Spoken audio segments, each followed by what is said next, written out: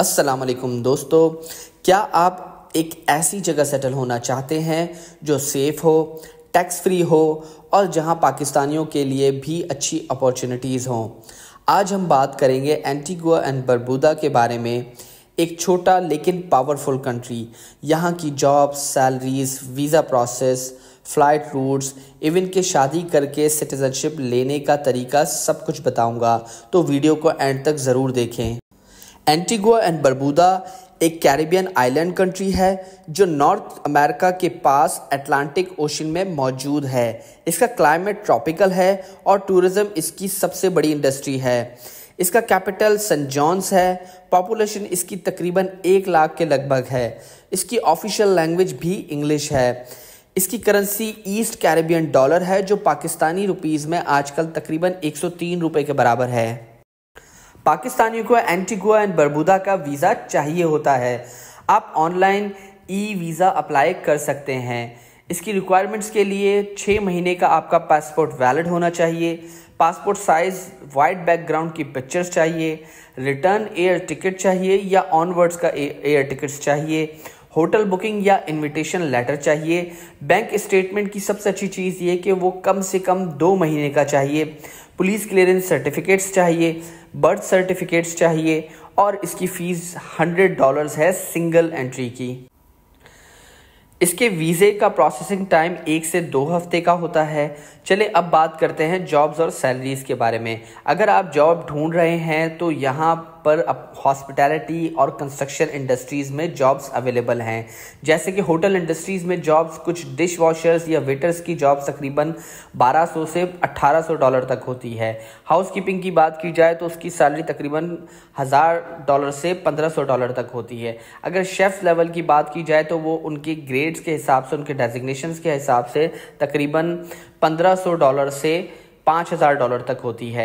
अगर कंस्ट्रक्शंस की बात की जाए, कंस्ट्रक्शन इंडस्ट्रीज़ में जो कंस्ट्रक्शन वर्कर्स होते हैं उनकी सैलरी तकरीबन $1500 से $2000 के दरमियान होती है। इलेक्ट्रीशियन और प्लम्बर्स की सैलरी तकरीबन $1800 से $3000 के दरमियान होती है, जो पाकिस्तानी करेंसी में बहुत अच्छी अमाउंट बन जाती है।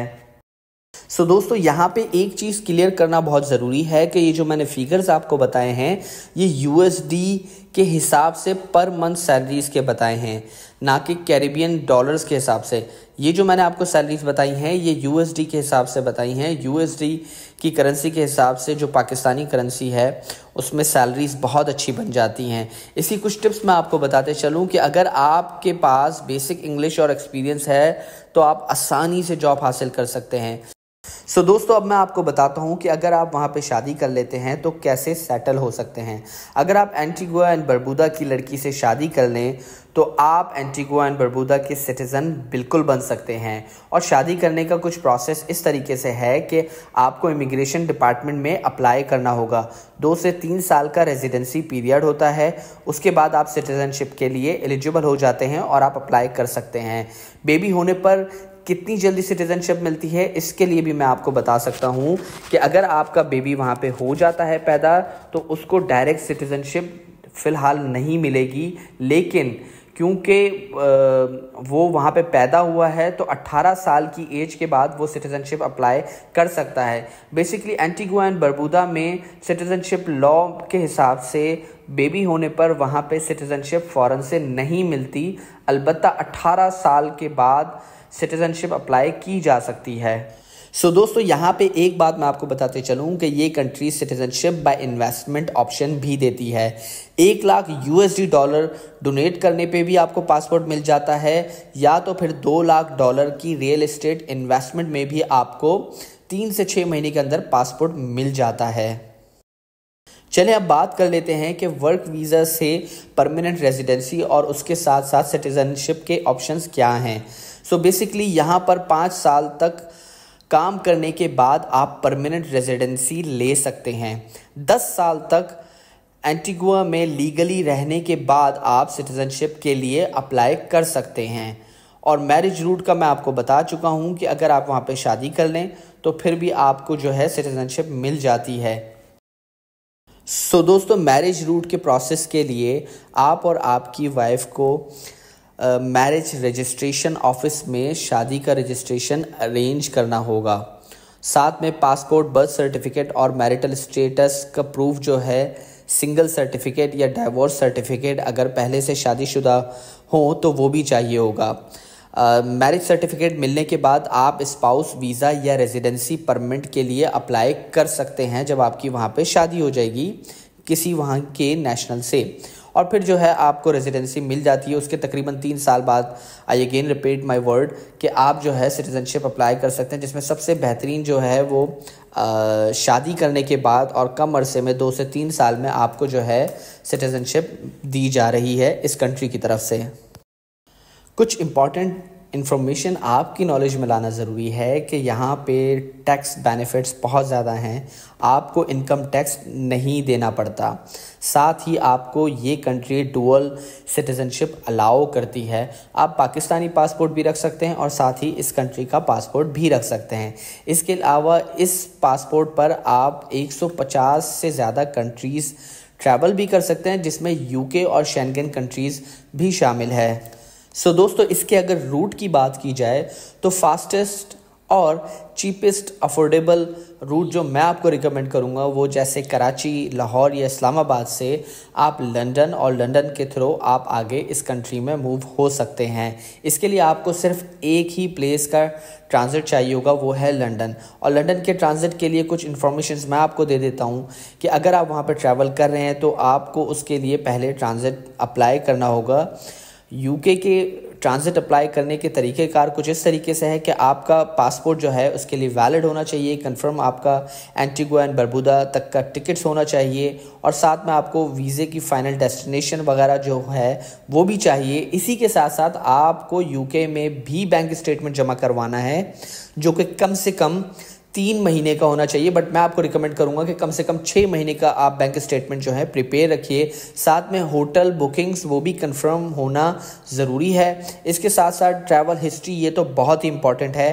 ट्रैवल हिस्ट्री है तो उसके पेजेस, स्टैम्प्स, सारे प्रूफ्स लेके वो भी साथ में अटैच कीजिए और यूके की वीज़ा एप्लीकेशन फॉर्म जो है वो ऑनलाइन आप सबमिट करवा दीजिए। यूके का वीज़ा ट्रांजिट जो है वो ईजीली लग जाता है।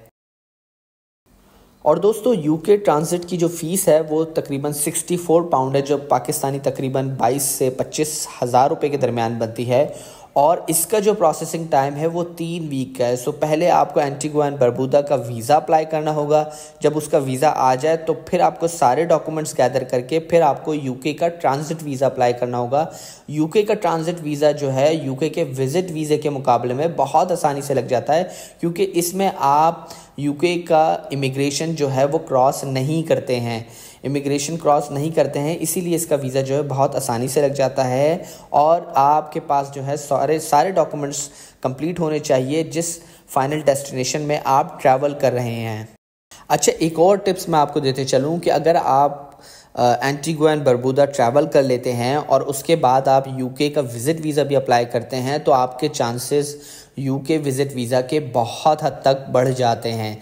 साथ ही मैं आपको एक बात और बताना चाहता हूं कि ये जो कंट्री है बहुत ही प्यारी कंट्री है, टूरिस्ट डेस्टिनेशन है। मैं आपको रिकमेंड करूंगा कि आप जाएं। यहाँ पे सिटीज़नशिप का जो प्रोसेस है, अगर आपके पास इतने पैसे हैं, आप इतने फाइनेंशियल स्टेबल हैं कि आप वहाँ रियल एस्टेट इन्वेस्टमेंट कर सकें या तो फिर वहाँ की कंट्री को डोनेट कर सकें, तो भी आप जो है वहाँ का पासपोर्ट डायरेक्टली ले सकते हैं। वरना वहाँ की किसी सिटीज़न से आप शादी करके 2 से 3 साल में ईजीली पासपोर्ट ले सकते हैं। और इस कंट्री के पासपोर्ट के बाद आप शेंगन, यूके और 150 कंट्री से ज़्यादा ईजीली जा सकते हैं। कुछ कंट्रीज़ में वीज़ा ऑन अराइवल हैं और कुछ कंट्रीज़ जो है वीज़ा फ्री हैं, बट 150 कंट्रीज़ हैं और ये एक बहुत अच्छा और प्लस पॉइंट है। साथ में इस कंट्री की करेंसी भी बहुत अच्छी है।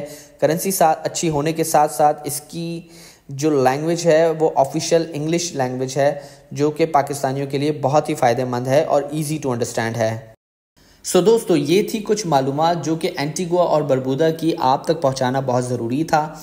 अगर आप एक बेहतरीन जॉब या न्यू लाइफ चाहते हैं तो ये कंट्री एक अच्छा ऑप्शन है और यहाँ पे सिटीज़नशिप ऑप्शंस भी बहुत अच्छे हैं। आप क्या सोचते हैं इसके बारे में मुझे ज़रूर कमेंट सेक्शन में बताएं। और अगर आपको ये इन्फॉर्मेशन पसंद आई है तो प्लीज़ लाइक करें, शेयर करें और चैनल को सब्सक्राइब करना ना भूलें। मिलते हैं अगली वीडियो में, तब तक के लिए मुझे दीजिए इजाज़त। अपना बहुत ख्याल रखिएगा। अल्लाह हाफ़िज़।